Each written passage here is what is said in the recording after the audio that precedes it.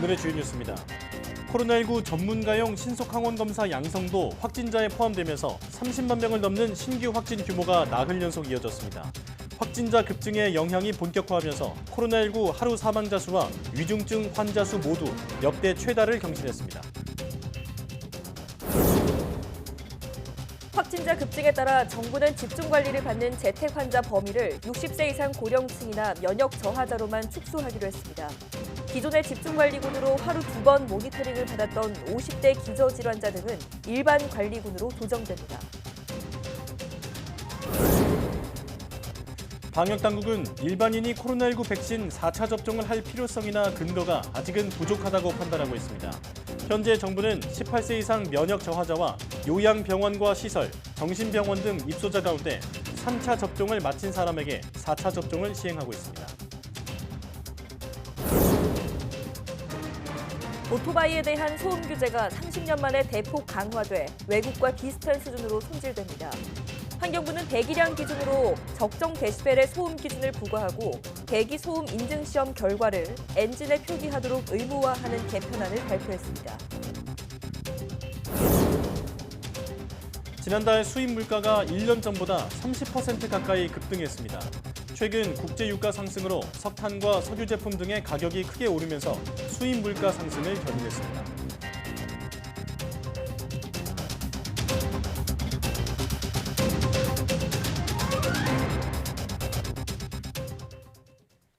여러분 안녕하십니까? 사이언스 투데이 시작합니다.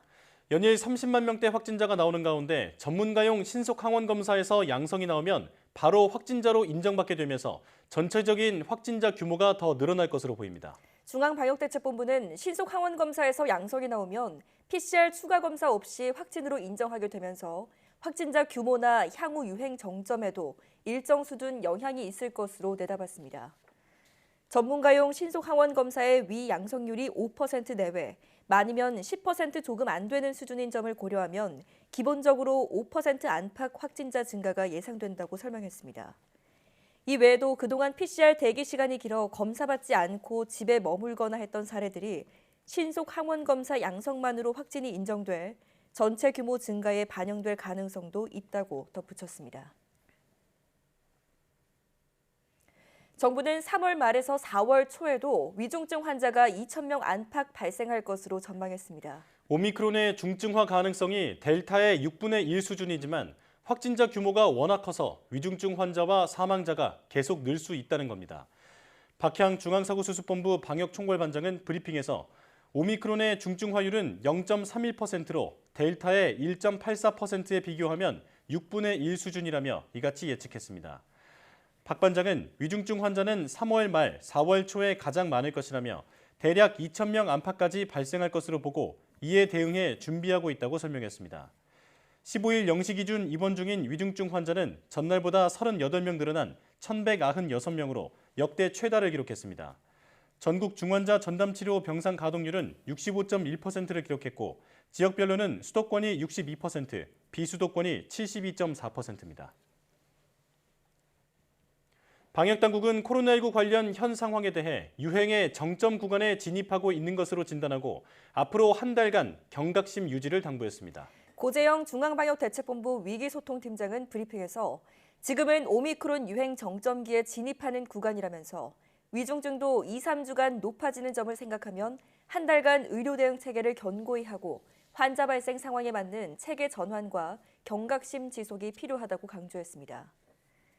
고 팀장은 또 정부는 고령의 미접종자 기저질 환자가 감염돼 중환자가 되고 인명피해로 이어지는 것을 막기 위해서 병상 확충과 함께 고위험군 중심 의료체계로 전환해왔다고 설명했습니다. 방역당국은 앞서 16일쯤 하루 평균 확진자가 32만 명을 넘어서고 22일까지 코로나19 유행이 정점 구간을 이루다가 23일 전후 감소세로 전환할 것으로 전망했습니다. 유행 정점 기간 규모는 하루 평균 확진자가 31만에서 37만 명에 달할 것이라고 내다봤습니다. 코로나19 확진으로 재택치료를 받는 환자는 160만 명대를 이어가고 있습니다. 15일 0시 기준 재택치료 대상자는 161만 3,186명으로 하루 사이 2천여 명 늘었습니다. 이 가운데 60세 이상 고령층 등 고위험군으로 하루 2번씩 모니터링을 받는 집중관리군은 24만 6,326명입니다. 이는 정부가 관리 가능하다고 밝힌 28만 명에 바짝 다가선 것입니다. 정부가 집중관리를 받는 재택치료 환자 범위를 축소하기로 했습니다. 중앙재난안전대책본부는 16일부터 60세 이상 고령층이나 면역 저하자만 재택치료 집중관리군에 포함한다고 밝혔습니다. 기존 집중관리군으로 하루 2번 모니터링을 받았던 50대 기저질환자 등은 일반관리군으로 조정됩니다. 정부는 50대 이하 치명률이 거의 0% 수준이고 먹는 치료제 처방이 동네 병의원으로 확대된 점을 고려해 이같이 결정했다고 설명했습니다. 15일 기준으로 집중관리군을 담당하는 의료기관은 931곳으로 모두 28만 명 이상 관리가 가능한데 정부는 앞으로 32만 6천 명 이상 감당할 수 있는 체계를 갖춰 나간다는 계획입니다. 앞으로 다른 질환으로 입원 중이던 환자가 코로나19에 확진됐지만 무증상이거나 경증이라면 일반 병상에서 진료받게 됩니다. 중앙재난안전대책본부는 16일부터 입원 중 확진자는 코로나19 전담 병상으로 이동하지 않고 비음압 일반 병상에서 치료를 지속하는 것을 원칙으로 한다고 밝혔습니다. 다만 코로나19 중증으로 음압 병실에서 치료가 필요한 경우에는 시도 병상 배정반에 병상 배정을 요청해야 합니다. 중대본은 오미크론 확진자가 증가하면서 코로나19 증상은 경미하지만 기저질환 치료를 위해 입원하려는 수요가 늘어나 이같이 결정했다고 설명했습니다. 정부가 오는 20일까지 예정된 현행 사회적 거리두기 완화 여부에 대해 의견 수렴 등을 통해 검토하고 있다고 밝혔습니다. 손영래 중앙사고수습본부 사회전략반장은 브리핑에서 현재 일상회복지원위원회를 비롯해 각 지방자치단체, 관계부처 등의 의견을 수렴하기 시작한 단계라며 이같이 말했습니다. 손영래 반장은 이어 광범위한 의견 수렴과 함께 현재 상황을 평가해 거리두기 조정 방안 등을 결정할 예정이라며 방역 사항 자체에 대해서는 지금 말할 부분은 없다고 설명했습니다. 앞서 정부는 오는 20일 종료가 예정된 현행 사적 모임 6인, 식당, 카페 11시까지 영업을 주요 내용으로 하는 거리두기와 관련해 이번 주 중 논의를 시작하겠다고 밝혔습니다. 정은경 질병관리청장은 코로나19 오미크론 대유행으로 4차 접종 필요성이 제기되는 것과 관련해 일반인에 대해 4차 접종을 할 필요성이나 근거가 아직 부족하다고 판단한다고 밝혔습니다. 정 청장은 3차 접종을 한 성인들 가운데 3개월이 지난 사람들은 백신 효과가 떨어져 4차 접종을 희망하는 경우가 많은데 이와 관련한 방역당국의 입장이 궁금하다는 질문에 이같이 답했습니다. 현재 방역당국은 18세 이상 면역 저하자와 요양병원 시설, 정신병원 등 입소자 가운데 3차 접종을 완료한 이들에 대한 4차 접종을 시행하고 있습니다. 정 청장은 다른 고령층 또는 일반 성인들의 4차 접종 필요성에 대해서는 전문가 자문을 받고 있는 상황이라며 3차 접종을 한 경우 위중증이나 사망 예방 효과는 상당 기간 지속돼 아직은 4차 접종 필요성이나 근거가 부족하다고 밝혔습니다. 제약사 모더나가 이번 주 중 미국 보건당국에 영유아용 코로나19 백신에 대한 초기 임상 데이터를 제출할 것으로 예상된다고 뉴욕타임스가 현지 시각 14일 보도했습니다. 모더나는 6세 미만 영유아의 자사 코로나19 백신이 얼마나 효과가 있는지에 대한 데이터를 제시할 예정입니다. 모더나는 성인 투약량 100마이크로그램의 4분의 1인 25마이크로그램을 2회에 걸쳐 접종하는 것을 정규 접종법으로 제한할 계획입니다. 이는 이 연령대 영유아에게 백신을 맞힐 기회를 놓고 경쟁사인 화이자와 정면 대결하는 셈이라고 뉴욕타임스는 설명했습니다. 모더나는 또 6세에서 11세 어린이는 성인의 절반인 50마이크로그램을 정규 투약법으로 정해 진행한 임상시험 결과도 조만간 제출할 계획입니다. 중국에서 오미크론 변이가 빠르게 번지면서 인구 1,700만 명의 대도시 선전이 봉쇄됐습니다. 하루 3천 명 정도 감염자가 나오는 상황에서 봉쇄된 도시 인구만 무려 3천만 명에 이릅니다.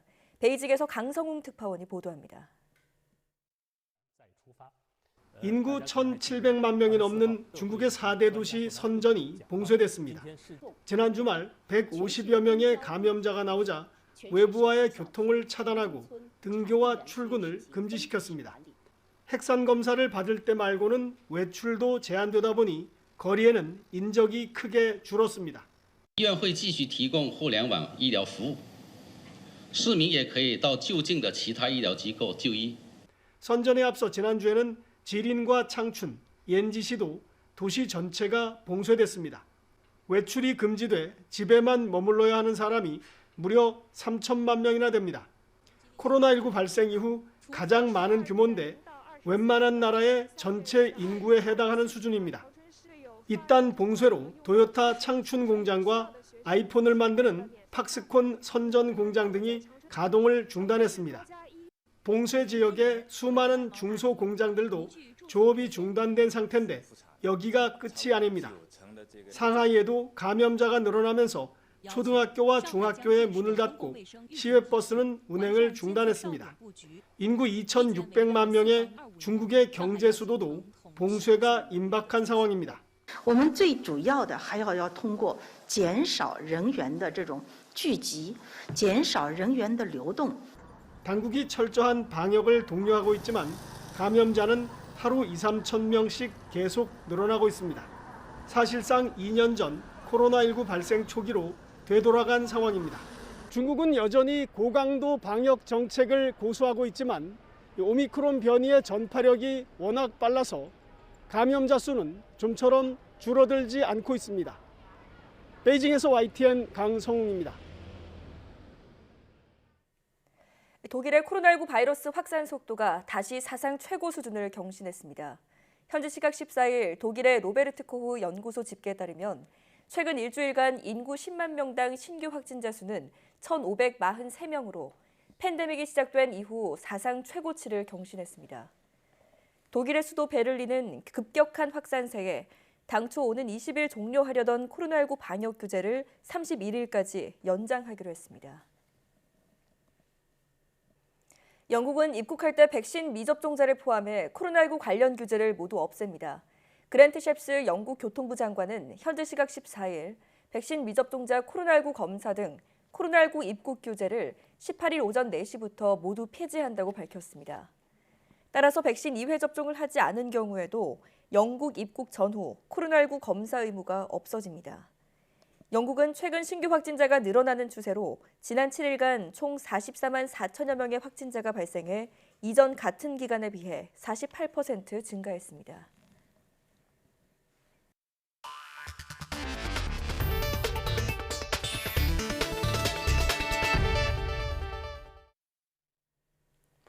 러시아의 우크라이나 침공이 3주째에 접어들면서 수도 키이우의 방어선이 무너지고 있어 머지않아 시가전이 벌어질 수 있다는 관측이 나오고 있습니다. 유엔 사무총장은 러시아의 핵무기 사용 가능성을 경고하고 나섰습니다. 이종수 기자입니다. 러시아군이 우크라이나 수도 키이우의 서쪽과 북쪽, 동쪽을 포위하고 옥죄면서 방어선이 하나둘씩 무너지고 있습니다. 머지않아 러시아 탱크와 병력이 키이우 시내로 밀고 들어갈 가능성이 커 보입니다. 우크라이나군은 시가전에 대비해 자원자들을 훈련해왔습니다. 키이우 시민들은 자동차 정비소를 개조해 러시아군으로부터 빼앗은 무기를 보관하고 기관총도 만들고 있습니다. Просто був підбитий трофейний БТР, в ньому було дуже багато боєкомплекту, також стояв отакий танковий кулемет. До мене прийшла просто думка, що можна його використовувати як укріпрайон. 키이우에서 시가전이 벌어지면 현지 사정과 지리에 어둡고 경험이 없는 젊은 병사가 대부분인 러시아군이 큰 타격을 입을 것으로 외신들은 보도하고 있습니다. 하지만 이를 잘 아는 러시아가 압도적인 화력을 동원해 초토화 전략을 펼친다면 엄청난 민간인 피해가 불가피할 것으로 보도했습니다. 뉴욕타임스는 러시아군이 키이우를 점령하려면 무자비한 폭격과 수주 또는 수개월 동안 가까워를 상대로 펼치는 시가전을 결합해야 할 것으로 전망했습니다. 이런 가운데 안토니우 구테우스 유엔 사무총장은 러시아의 핵무기 사용 가능성을 경고했습니다. Raising the alert of Russian nuclear forces is a bone-chilling development. The prospect of nuclear conflict, once unthinkable, is now back within the realm of possibility. 구테우스 사무총장은 이같이 판단한 이유에 대해선 러시아 핵무기 운용부대의 경계태세 강화 움직임을 언급했습니다. YTN 이종수입니다. 우크라이나를 침공한 러시아가 중국에 지대공 미사일과 무인기 또 전투 식량까지 지원을 요청했다는 서방 언론 보도가 나왔습니다. 우크라이나 사태가 장기화하면 중국으로서는 아시아 태평양 지역에서 영향력을 확대하는 계기가 될 것이란 관측도 나옵니다. 김원배 기자가 보도합니다. 영국의 파이낸셜 타임스는 미국이 북대서양 조약기구 나토와 아시아 동맹국에 보낸 외교 전문의 내용에 밝은 복수의 당국자를 인용해 러시아가 중국에 지원을 요청한 품목을 구체적으로 전했습니다. 해당 품목에는 지대공 미사일, 무인기, 정보 관련 장비, 장갑차, 보급 차량과 지원용 차량 등이 포함됐다고 보도했습니다. 미국 CNN은 장기 보관이 가능한 전투 식량도 러시아가 중국에 지원을 요청한 품목 중 하나라고 전했습니다. 그러면서 이는 러시아군의 전투 태세가 미흡한 수준이었음을 방증하는 것일 수 있다고 해석했습니다. 한편 뉴욕타임스는 국제 정세가 러시아의 우크라이나 침공으로 요동치는 가운데 중국의 셈법은 어느 국가보다 가장 큰 이득을 꾀하려는 것으로 보인다고 진단했습니다. 중국은 러시아에 대한 서방의 집중적인 제재에 대해 비판적인 입장을 내비치며 러시아 편을 들었지만 중국 기업이 이런 제재를 따르지 않겠다고 단정적으로 밝히지도 않았다고 이 신문은 전했습니다. 뉴욕타임스는 미국이 우크라이나 전쟁에 골몰하는 기간이 길어지면 중국 입장에서는 아시아 태평양 지역에서 영향력을 확대할 기회가 될 수도 있다고 지적했습니다. 다만 중국이 러시아를 너무 가까이 뒀다가 오히려 유럽에 강한 반감을 살 수도 있다는 점이 부담이 될 수 있다고 분석했습니다. 또한 이번 전쟁을 계기로 독일, 프랑스 등 유럽 국가들이 국방력을 대폭 강화하게 된다면 유럽 안보 문제에서 한숨을 돌리게 된 미국이 다시 아시아 태평양 지역에 집중하면서 중국과의 대치가 심화할 수 있다고도 내다봤습니다. YTN 김원배입니다. 러시아가 밀과 보리, 호밀, 옥수수 등의 곡물에 대해 6월 30일까지 유라시아 경제연합국에 대한 수출을 금지했다고 로이터 통신 등이 보도했습니다. 유라시아 경제연합국은 러시아와 옛 소련 국가인 카자흐스탄, 벨라루스, 아르메니아, 키르기스스탄 등 5개국을 말합니다. 백설탕과 원당은 8월 31일까지 대부분 수출이 금지됩니다. 러시아 정부는 이 같은 조치는 외부의 제약에 맞서 국내 식품 시장을 보호하기 위해 마련됐다고 성명을 통해 밝혔습니다. 최근 큰 폭으로 오른 유가 영향으로 지난달 우리나라 수입 물가가 1년 사이 30% 가까이 급등한 것으로 나타났습니다.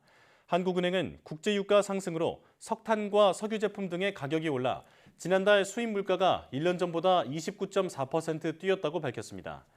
이에 따라 전년 동월 대비 수입 물가는 12개월 연속 상승세를 보였습니다. 전달과 비교해도 전체 수입 물가는 3.5% 올랐습니다. 지난달 수출 물가는 석탄, 석유 제품과 화학 제품 가격 등이 올라 1년 전보다 20.3%, 전달보다는 2.1% 상승했습니다. 전국 주유소의 휘발유 평균 가격이 리터당 2,000원 선에 달하자 당국이 가짜 석유에 대한 특별 점검에 들어갔습니다. 한국석유관리원은 최근 유가 급등으로 가짜 석유의 유통 우려가 커지고 있다며 이를 차단하기 위해 15일부터 유가가 안정될 때까지 주유소 등 석유 판매업소를 대상으로 특별 점검에 돌입했다고 밝혔습니다. 가짜 석유는 정상적인 석유 제품에 석유 화학 제품 등을 혼합해 제조한 것으로 사용 시 차량 부품 손상과 대기 환경 오염을 일으킵니다. 이륜차 배기소음 규제가 30년 만에 외국과 비슷한 수준으로 강화됩니다. 환경부는 이륜차에서 발생하는 소음을 줄이기 위해 소음 허용 기준 등 개편안을 발표했습니다. 달라진 이륜차 배기소음 허용 기준을 보면 배기량이 175cc 초과할 경우 95dB, 배기량이 175cc 이하이고 80cc를 초과할 경우 88dB 등으로 강화됩니다. 또 극심한 소음을 유발하는 구조 변경을 막기 위해 배기소음 인증시험 결과를 엔진에 표시하도록 의무화하고 인증 결과 값에서 5dB를 초과하지 못하도록 했습니다. 환경부는 FTA 협의를 거쳐야 하는 만큼 이번 개선안이 올해 말이나 내년 초쯤 적용될 것으로 예상하고 있습니다. 서울시가 올해 전기 이륜차 7,000대를 보급합니다. 전기 이륜차 보급 이래 연간 최대 규모로 특히 올해는 일반 이륜차보다 주행거리가 4배 이상 긴 내연기관 배달 이륜차 교체에 집중합니다. 상반기 물량은 3,988대로 민간 공급 3,000대 가운데 46%에 해당하는 1,400대를 배달용으로 배정했습니다. 최근 사진 등의 편집과 관련된 소프트웨어의 이용이 증가하면서 무료 체험형으로 잘못 알고 구독한 어플리케이션으로 인한 피해가 속출해 주의보가 내려졌습니다. 한국소비자원은 최근 정기결제 방식의 앱을 유료로 이용해본 경험이 있는 만 19세 이상 소비자 507명을 대상으로 온라인 설문조사를 한 결과 33.9%가 착오나 실수 등으로 원하지 않은 결제를 한 경험이 있다고 답했다고 밝혔습니다. 그러면서 구글 플레이스토어와 애플 앱스토어에서 정기 결제 방식으로 판매 중인 편집 관련 앱 30개의 약관을 조사한 결과 대부분 무료 체험을 강조하고 있지만 계약 해지 등의 중요 정보 제공을 소홀히 해서 소비자 피해 우려가 크다며 주의를 당부했습니다. 이어 2019년부터 지난해 11월까지 접수된 편집 관련 앱 소비자 상담 268건을 분석한 결과 계약 해지 관련 불만이 50.4%로 가장 많았고 청약 철회가 20.9%로 그 뒤를 이었다고 덧붙였습니다.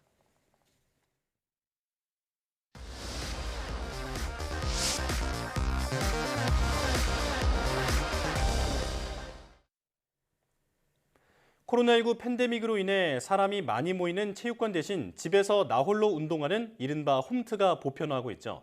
그런데 이 홈트는 혼자 하기 때문에 자칫 흥미를 잃기 쉽고 지속적으로 하지 못하게 되는 어려움이 있는데요. 가족과 함께 체계적으로 운동을 하면 의외로 재미와 효과가 탁월하다고 합니다. 오늘 사이언스 앤 라이프에서 가족이 함께하는 홈트의 재미를 느껴보시죠.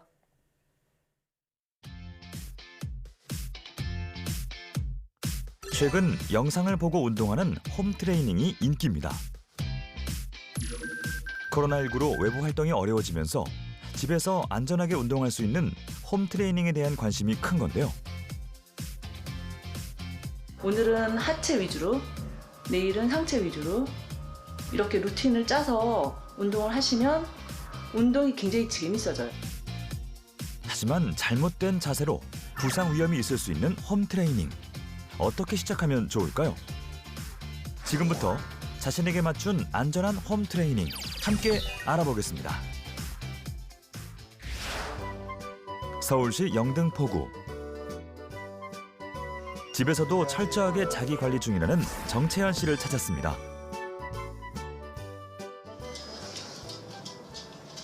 집에서 운동을 많이 하신다고 찾아왔거든요. 네, 집에서 운동을 많이 하고 있어요. 근데 집에 뭐 이렇게 운동기구가 별로 많이 없네요? 집에서 하는 거니까 충분히 매트만으로도 운동할 수 있거든요. 자신의 홈트레이닝 운동법을 알려주겠다는 정채연 씨. 운동 준비를 해보는데요. 요가 매트랑 폼롤러로 일단 몸 풀고 시작하거든요. 운동 전후로 10분씩 폼롤러 위에 체중을 실어 스트레칭을 해주면 부상 위험을 줄일 수 있다는데요. 초보자의 경우 딱딱한 소재보다 부드러운 소재를, 작은 것보다는 굵고 큰 것을 사용하는 것이 좋다고 합니다.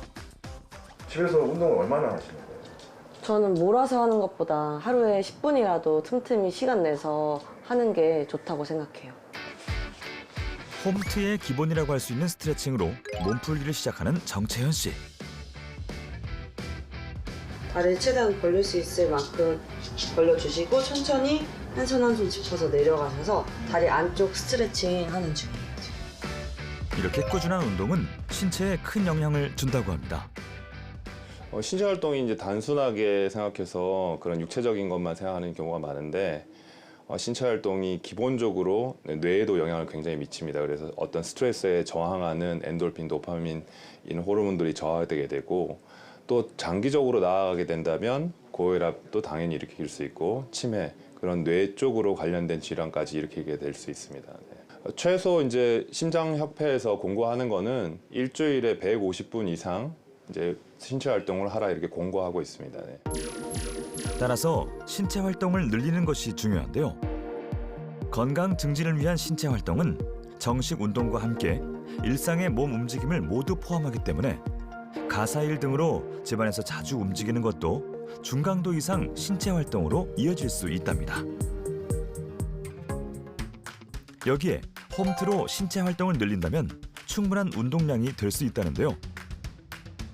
딱딱한 바닥보다는 요가 매트를 깔으면 쿠션감이 있어서 스트레칭할 때 훨씬 도움이 돼요. 특히 꾸준한 스트레칭은 근력 운동 못지않은 운동 효과를 볼 수 있는데요. 근육의 긴장을 풀고 혈류를 늘리는 효과와 함께 엔도르핀 분비를 유도한다고 합니다. 스트레칭을 해줌으로써 일단 부상 위험도 줄어들고 몸의 유연성이 길러지면서 몸의 운동을 극대화시킬 수 있는 효과가 있어요.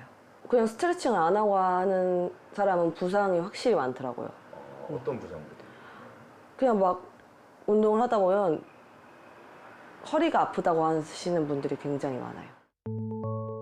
우리 신체는 자유롭게 움직이는 가동성 관절과 신체를 지지하는 안정성 관절로 이루어지는데 안전한 신체 움직임에는 이 두 가지가 적절하게 확보돼야 합니다. 처음부터 이제 우리가 홈 트레이닝 했을 때 기구부터 먼저 사서 하기보다는 기본적으로 맨몸 운동이 충분히 준비가 된 상태에서 본인이 어느 정도 부하를 견딜 수 있는지, 본인이 맨몸 운동으로 어느 정도 심박동수를 견딜 수 있는지 충분히 준비가 된 다음에 해야 되고, 특히 저는 이제 중량물 기구 운동할 때 많이 다치기 때문에 본인의 체중의 50% 대비해서 한 4분의 1 정도부터 천천히 시작해보라고 이렇게 권고하고 있습니다. 네. 운동 강도는 자신의 1분 내 심장 박동수를 기준으로 하는데 운동을 해도 심장 박동수가 올라가지 않으면 운동 효과를 볼 수 없고 반대로 너무 많이 올라가면 몸에 무리가 될 수 있답니다. 스트레칭 할 때는 아무래도 몸이 좀 유연성을 기르는 거다 보니까 숨을 참기보다는 심호흡을 해주면서 계속 숨을 쉬어주는 게 좋으세요. 안녕. 운동하고 있었어? 응. 얼마큼 했어? 나 이제 스트레칭하고 운동 시작하려고. 몇 분 됐어? 한 10분 정도 한 거 같은데. 응, 알겠어. 그럼 엄마랑 옷 갈아입고 같이 할까? 그래. 자리를 정리하는 정채현 씨. 모녀의 운동 모습은 어떨지 궁금한데요. 채연 씨는 운동 습관 중 하나로 물을 자주 마신답니다. 저는 물을 수시로 자주 먹어주는 편이에요. 그렇다면 우리가 운동할 때 수분 섭취는 얼마나 중요할까요? 운동 중 갈증을 느낀다는 것은 탈수가 진행되고 있다는 의미로 심장 박동수와 체온이 상승하고 신체 활동 능력이 저하된다고 합니다. 짠. 운동 보고 나오신 거예요? 네네. 근데 이렇게 오시자마자 따님한테 운동했냐고 물어보신 적 있어요? 네. 거의 매일 꾸준히 관리하지 않으면 몸이 많이 처지거든요. 특히 저희 나이 때는. 그래서 젊었어도 운동을 꾸준히 하라고 항상 얘기를 하고 있어요. 스트레칭 했어? 응. 저는 운동을 하고 왔기 때문에 스트레칭을 오늘 같이 근력 운동 좀 할까? 그래. 그러면 오늘은 하체하고 어깨하고 같이 전복해서 한번 해보도록 할게요. 헬스장까지 나가기 너무 힘드신 분들은 집에서 굉장히 편하게 할 수 있거든요. 네, 그거를 저희가 한번 보여드릴게요. 홈 트레이닝 중 많이 하는 스쿼트 자세는 다리와 엉덩이 등의 하체 근력 발달과 혈액순환을 개선해 전신 건강에 좋은 운동인데요. 그런데 두 사람의 스쿼트 자세에서 특이한 점 보이시나요? 바로 소파를 이용해 운동하는 것인데요. 10번 하고 10초 쉬고 거의 한 5cm 정도 반복을 하거든요. 저는 약간 팁이 있다면 무릎을 살짝 더 보폭보다 좀 넓게 벌려준 상태에서 앉았다 일어나면서 뒤꿈치 힘을 주고 터치하는 느낌으로 올라와주면 저희 나이 또래의 처진 힙을 둥근을 이용해서 많이 업시켜주는 운동이에요. 어머니 설명하시는 거 들어보니까 네. 굉장히 좀 전문적으로 잘하고 계시네요. 네, 전 지금 현재 한 15년 정도 피트니스 지도를 하고 있습니다. 트레이너로 활동하고 있는 전미순 씨는 딸에게 운동 선생님이자 운동 메이트로 서로 자극제가 되면서 즐겁게 운동하고 있다는데요. 다른 부모님보다 어머님이 좀 운동을 정적으로 하셨으니까 네. 약간 뭐 어떠세요? 확실히 좋죠. 뭐 모르는 부분이나 이런 걸 바로 물어볼 수 있고 피드백이 오고 그만큼 잔소리도 좀 있긴 한데 어제 좀 먹었더니 몸무게 어떤지 한번 재볼까? 엄마의 철저한 관리 하에 체중계에 조심스럽게 올라가 보는 채연 씨. 몇 킬로예요? 비밀이에요. 근데 좀 어제보다 좀 쪘나요? 네. 많이 붓기가 좀 부은 것 같아요. 그러면 는 만큼 운동? 오케이? 오늘은 하체 위주로, 내일은 상체 위주로, 그 다음에 목근 위주로 이렇게 루틴을 짜서 운동을 하시면 운동이 굉장히 재밌어져요.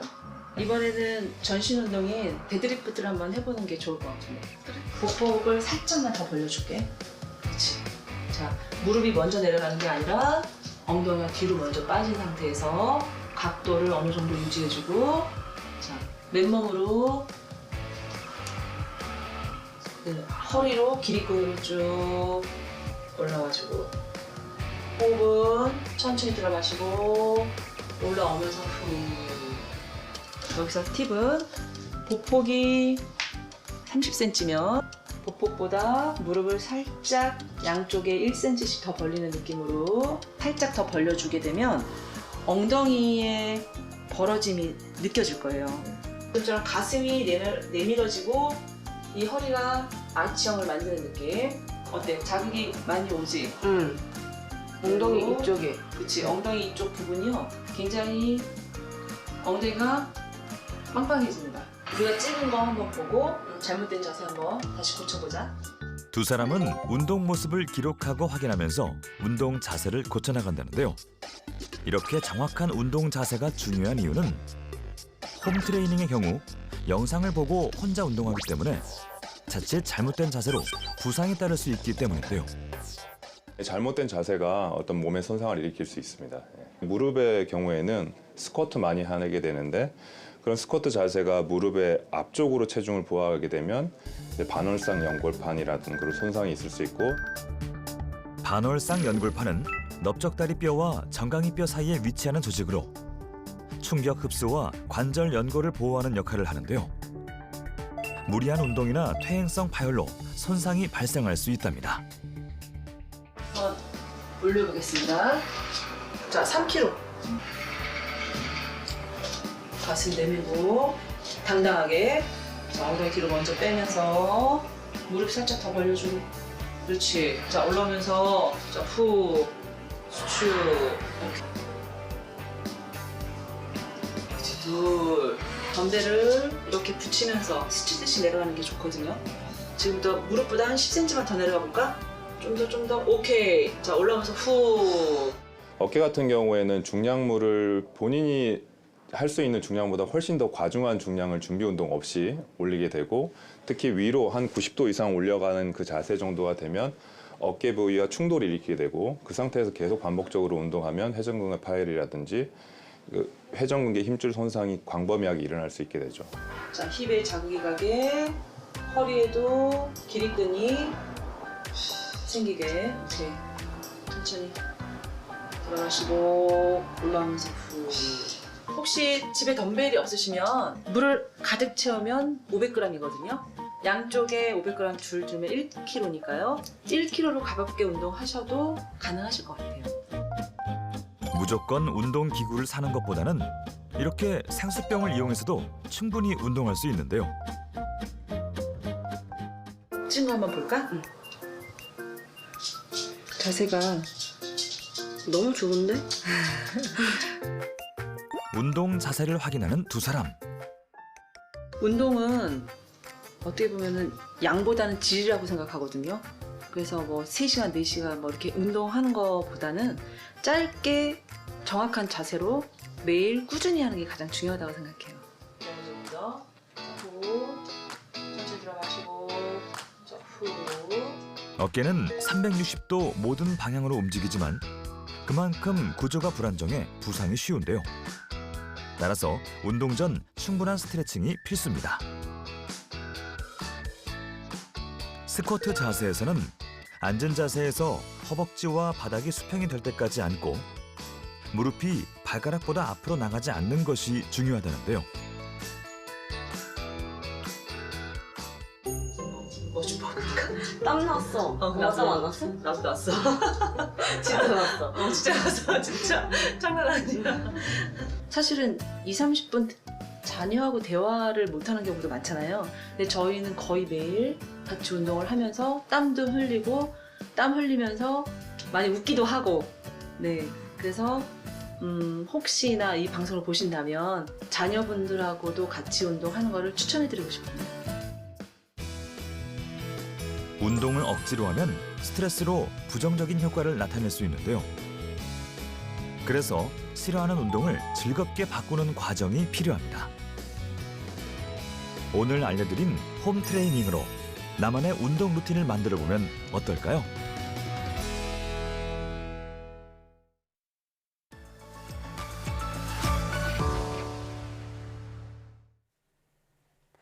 에메랄드빛 열대 바닷속의 아름다운 산호초는 해양 생물의 주요 서식지로 해양 생태계에서 없어서는 안 될 중요한 존재입니다. 그런데 이 산호초가 기후변화로 해수 온도가 높아지면서 완전히 사라질 수 있다는 전망이 나오고 있습니다. 어떤 이야기인지 오늘 날씨학개론에서 알아보겠습니다. K웨더 반기성 예보센터장 나와 계십니다. 어서 오세요. 네, 안녕하세요. 네, 안녕하십니까. 자, 열대 바다 하면 가장 먼저 떠오르는 게 바로 산호초인데요. 일단 이 산호초가 어떻게 만들어지는지 그 원리부터 설명해 주시죠.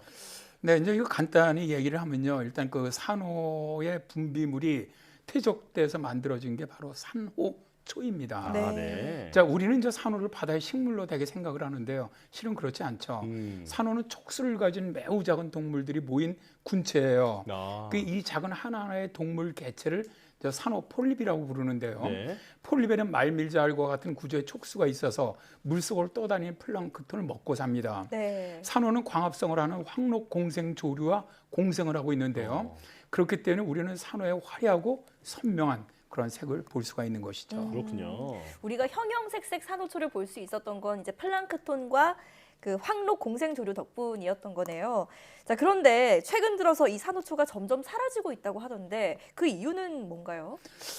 최근에 이제 세계 산호초 감시 네트워크라고 있습니다. 네. 여기서 10년 동안에 서울 면적의 20배에 해당하는 산호초가 사라졌다고 2021년 10월에 밝혔는데요. 네. 이들은 이제 73개국 12,000개 지역의 산호초를 2009년부터 2018년까지 관측을 했습니다. 그랬더니 11,700제곱킬로미터의 산호초가 사라졌다는 겁니다.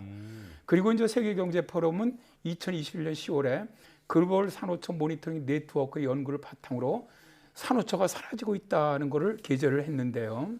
그림처럼 남아시아 지역에서 살아있는 산호의 면적은 2009년부터 2018년 사이에 거의 21%의 절대적인 감소를 보였는데 네. 이 지역은 상업적인 또 환경 오염이 원인인 것으로 밝혀졌고요.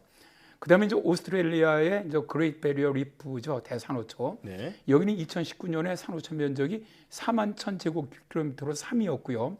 평균 10% 감소를 겪고 있고 또 세 번째로 많이 사라지는 지역이 카리브 해역으로 7.2%가 사라졌다라고 밝혔습니다. 네. 자, 이대로 하면은 앞으로 10년 후에는 지구상의 산호초가 다 사라질 것이라는 연구가 나왔는데요. 네. 영국과 미국 호주의 공동 연구팀이 2022년 2월이죠. 올해 2월에 산호초가 전 세계 바다에서 곧 사라질 가능성이 크다라는 연구 결과를 발표를 했습니다. 2021년 현재 지구 평균 기온은 산업화 이전보다 이미 1.1도가 상승해 있는데요. 네. 연구팀이 위성 관측 사진 또 기후변화 모델링으로 분석을 해보니까 기온 상승치가 1.5도 정도로 저지한다고 해도 산호초는 사실상 사라지는 것으로 분석되었다고 합니다. 그러니까 지구 평균 기온이 1.5도 높아지는 순간에 산호초가 지속적으로 살아갈 수 있는 수역들이 현재의 0.2%는 거의 다 사라진다는 건데요. 현재 기후 전문가들은 2030년경 정도 되면 1.5도 상승이 이루어질 것으로 보고 있거든요. 그러니까 10년 이내 산호가 거의 사라진다는 이야기이죠. 아니 10년이면 정말 얼마 안 남은 거잖아요. 네. 지구 온도가 높아지면서 이 산호초가 살 수 있는 바다가 줄어들고 있기 때문이다라는 건데, 자, 조금 더 그 이유를 자세히 설명해 주시죠. 세계 이제 산호 생태계 연합이 있거든요. 여기서 2022년 2월 그 발표한 보고서에서 산호초가 사라지는 이유에 대해서 수온이 상승함에 따라서 백화 현상이 일어나기 때문이라고 주장을 하고 있는데요. 연구팀은 전 세계 산호 면적의 감소가 해수 온도의 급격한 상승, 다음에 고온이 오랫동안 지속되는 것과 관련이 있다라고 밝히면서 또 이 밖에도 과도한 해안 개발에 따른 환경 오염, 또 수산자원의 남획도 하나의 원인이다라고 지목을 했습니다. 예. PLOS 클라이met의 딕슨 박사 등도 산호초가 사라지는 것은 해수온도 상승 때문이라고 주장을 하고 있고요. 백화 현상 같은 경우는 산호초가 사는 수역의 온도가 평소 최고 온도보다 0.5도에서 1.5도 이상 더 올라가는 일이 몇 주간 정도 지속될 때 생기는데요. 예. 사람은 뭐 이 정도 온도 차이를 거의 느끼지 못하지만 산호들에게는 아주 치명적이라는 것이죠. 산호초 표면에 살면서 얼룩달룩한 빛을 뿜는 플랑크톤이 바다가 뜨거워지면 산호초 밖으로 떠나버리게 되고 그러면 백화 현상이 발생하면서 산호가 죽어가는 것이죠. 지금 이제 화면에서 보이는 산호가 미국령 사모아 해저에 있는 산호입니다. 예. 왼쪽은 2014년에 촬영한 건강한 산호의 모습인데요. 오른쪽 사진은 2015년인데 백화 현상이 발생하면서 산호가 죽어가는 모습이 보이시죠. 네, 그러네요. 정말 하얗게 변해 있는 모습을 볼 수가 있는데, 자, 산호 죽음의 원인을 이제 백화 현상을 짚어주셨잖아요. 그렇다면 이 백화 현상이 일어나게 되는 원인은 뭘까요? 일단 이제 온실가스 배출로 인한 이제 지구 가열화, 이게 이제 아무래도 그 영향이 가장 크다고 보는데요. 자, 이제 지구 가열화로 인해서 평균 기온이 높아지게 되면은 산호초 백화 현상이 잦아지고 있다, 이렇게 지금 이제 알려지고 있는데요. 예. 특히 이제 바닷물 온도가 평년보다 아주 극단적으로 높은 상태가 5일 이상 지속되면서 이제 우리가 이걸 바다 폭염 혹은 해양 열파라고 부르거든요. 네. 이런 현상이 발생하게 되는데, 이렇게 되면 산호초는 더욱더 극심한 스트레스를 받게 되고 또 산호는 서서히 폐사하게 됩니다. 이 외에도 해양 산성화에도 아주 큰 영향을 받고 있는 것으로 알려져 있는데요. 지금과 같은 속도로 막대한 양의 이산화탄소가 배출되면은 약 30년 뒤에 산호초의 70에서 90%가 사라질 것으로 예측이 되고 있고요. 네. IPCC 2018년 지구온난화 1.5도 특별 보고서에서도 지구 평균 온도가 1.5도 상승하게 된다면 산호는 70에서 90%가 사라지고 2도가 상승한다면 99% 이상이 사라진다라고 나와 있습니다. 그리고 이제 해양 생태계 전문적인 연구의 리츠 대학교 연구에서도 1.5도 기온이 상승한다면 산호초에는 재앙이 닥칠 것이다라고 예측을 하고 있습니다. 예. 네.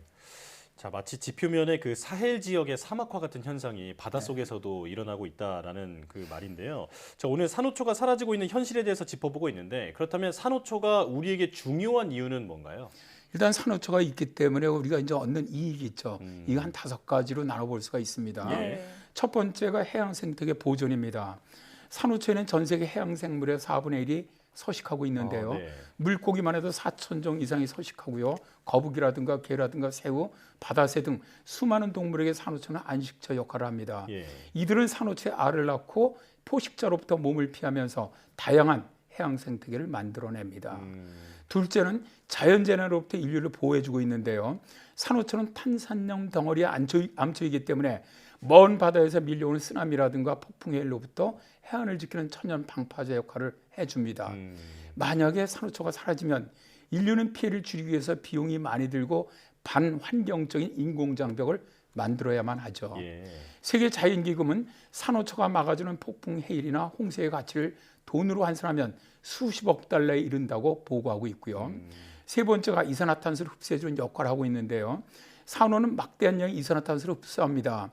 산호충의 폴립 속에 서식하는 1세제곱센티미터당 한 100개에서 200만 개 편모조류, 이제 우리가 갈충조라고 하는데, 이게 광합성을 통해서 어마어마한 양의 이산화탄소를 흡수해주기 때문에 산호를 바다의 열대우림이라고 부르게 됩니다.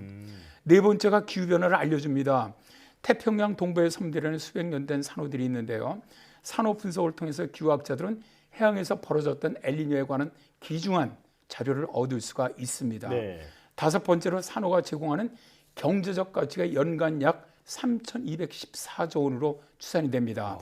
유엔 환경기금은 산호가 차지하는 면적은 해저의 0.2%에 불과하지만 관광, 해양생물 보호 등으로 산호가 제공하는 경제적 가치는 어마어마한 것으로 분석을 했습니다. 네. 경제적으로 매년 3,000조 원 이상의 그 가치를 내는 그 산호가 죽어간다고 하니까 걱정이 되는데요. 지금 이제 최근에 산호를 보호하기 위한 노력이 전 세계적으로 이어지고 있다고 들었습니다. 어떤 일을 하고 있을까요? 일단 이제 국제학술지 사이언스죠. 네. 사이언스는 2021년 5월 25일자에 기후위기로부터 산호초를 보호해야 한다라는 연구를 개설했습니다. 연구팀은 카리브해와 인도양과 서부태평양을 포함한 인도태평양 지역의 223개 산호초 지대를 분석을 해보니까 산호초가 잘 살아남는 지역은 인간의 영향이 적은 지역이었다는 것이죠. 네. 인간의 영향은 물고기를 남획하는 경우, 또 해안가 개발과 하수 방출 등으로 인해서 바다에 넘치는 부영향을 공급해주는 경우였습니다. 또 이제 호주 해양과학연구소의 브렛 테일러 박사 연구팀은 물고기를 이용한 산호초 복원에 관한 연구를 해봤는데요. 백화로 산호가 죽어 황폐한 자리에 미세조류라든가 남세균이 달라붙어요.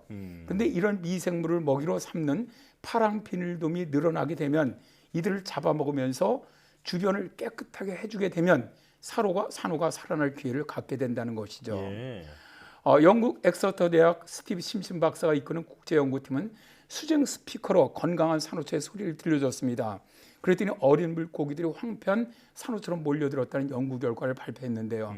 산호가 죽게 되면 물고기들이 다 사라져서 조용해지는데 수중 스피커를 들어서 건강한 산호 소리를 들려주면 어린 물고기가 다시 돌아오고 결국 자연적인 산호 복원에 도움이 되더라는 것이죠. 물론 죽은 산호초 주변에 물고기를 모은다고 해서 산호가 자동으로 살아나는 것은 아닙니다. 네. 그러나 물고기들이 산호초 주변을 깨끗이 하고 산호가 다시 자랄 수 있는 공간을 만들어줌으로써 산호 복원을 뒷받침할 수 있다는 것에 의미가 있는 것이죠. 네. 자, 그러나 이제 이렇게 다양한 방법을 이용해 죽어가는 산호를 살리려는 노력을 하고 있지만 결국은 기온 상승을 저지하는 것이 최선의 방법인 것은 틀림없습니다. 네. 자, 항상 이 날씨 약개론 시간에 반복할 수밖에 없게 되는 말인데 더 늦기 전에 이 기후 변화를 막기 위한 노력을 서둘러야겠습니다. 날씨 약개론 K웨더 반기성 센터장과 함께했습니다. 고맙습니다. 네, 감사합니다.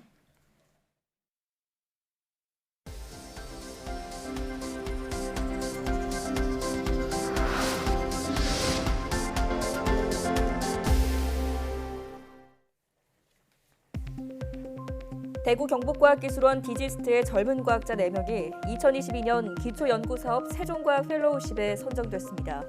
이번에 선정된 과학자는 뇌과학과 박송초빙 연구교수와 김승준 박사후 연수연구원, 전기전자 컴퓨터공학과 김혜민 박사후 연수연구원과 자성기반 라이프케어 연구센터 정우성 박사후 연수연구원 등입니다. 이들은 향후 5년간 매년 1억 원 내외의 연구개발 사업비를 지원받아 개인 연구를 수행할 수 있습니다. 세종과학 펠로우십은 과학기술정보통신부가 박사후 연구원 등 젊은 과학자가 원하는 연구를 수행할 수 있도록 지원하는 연구 사업입니다. 국립과천과학관은 과학문화 발전을 위해 콜롬비아 말로카 과학관과 온라인 업무 협약을 체결했습니다. 이에 따라 과천과학관은 콜롬비아 보고타에서 4월 19일부터 5월 2일까지 개최되는 2022 보고타 국제도서전에서 재미있는 과학원리 체험 전시를 선보입니다. 또 도서전 종료 후에는 전시한 과학원리 체험 콘텐츠 18종을 말로카 과학관에 기증할 계획입니다. 말로카 과학관은 지난 1998년 개관한 콜롬비아 보고타 소재 민간 비영리 기관으로 지속가능한 발전에 이바지하는 과학과 기술의 확산을 추구하고 있습니다.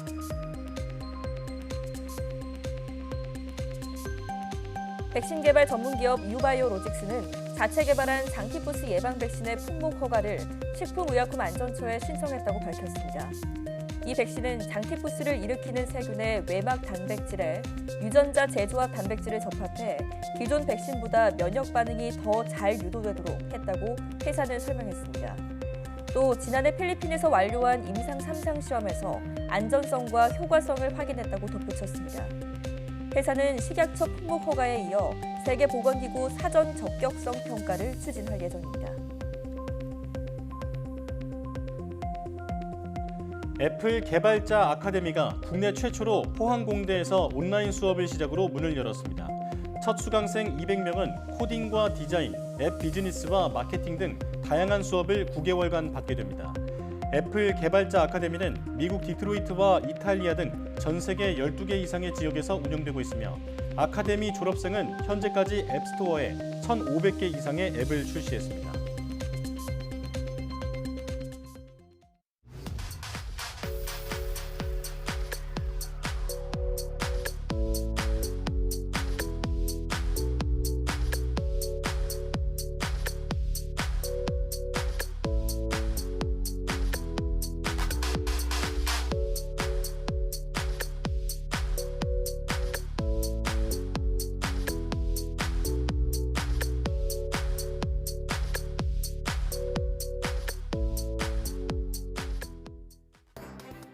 카메라 사진 편집 앱이 알고 보니 무료 체험 기간 뒤 유료 구독으로 전환돼 주의가 필요하다는 내용 조금 전에 뉴스로 전해드렸는데요. 이런 경우 계약 해지나 환불이 어려운 경우가 많다고 합니다.